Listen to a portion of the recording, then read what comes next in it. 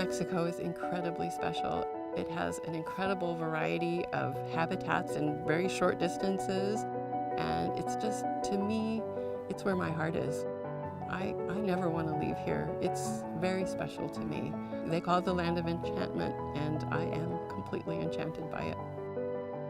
I'm Mary Catherine Ray. I'm Wildlife Chair of the Rio Grande chapter of the Sierra Club. We live in a remote area where trapping is not uncommon. My dog Greta was caught in a trap this past winter, and it was a terrible experience. Greta and I were walking on the National Forest. I knew immediately what had happened. She jumped in the air. People describe their dog as screaming when the dog is trapped, and that's exactly what it's like. It was screaming. Oh, Greta! Oh my God! Greta! Greta! Most people don't even realize it's still legal. It's shocking for people to learn when their dog gets caught that this is something that is even a possibility. I love going out in the forest, but it does make you think twice. Trapping is hardly regulated at all. My girlfriend and I go walking up that trail all the time, and we bring Sophie, who is a 3-year-old lab mix who loves the world. But since trapping isn't regulated, there could be traps out there. This is public land. I pay my federal taxpayer dollars. That's my land. That's every taxpayer's land, and we should all have the ability to come out and enjoy the land that we own and that we pay taxes to maintain without feeling like our lives or our pets' lives are in danger.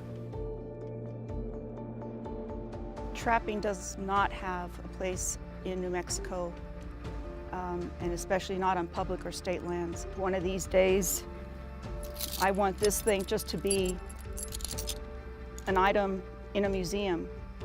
It's archaic, it's barbaric, and it has no place in this society. It's an agonizing death because it doesn't kill them. They don't want to hurt the fur, and it's not unusual to come back to a gnawed-off leg.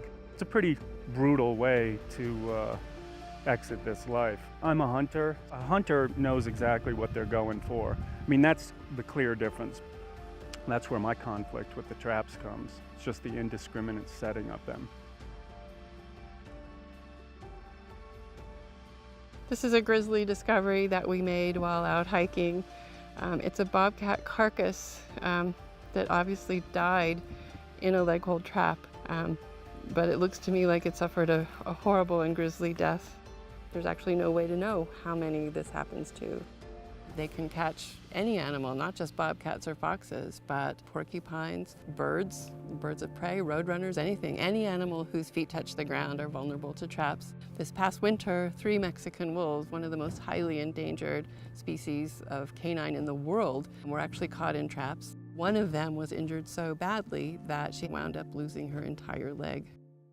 I do not think that anyone should have to worry about traps when they're recreating on public lands.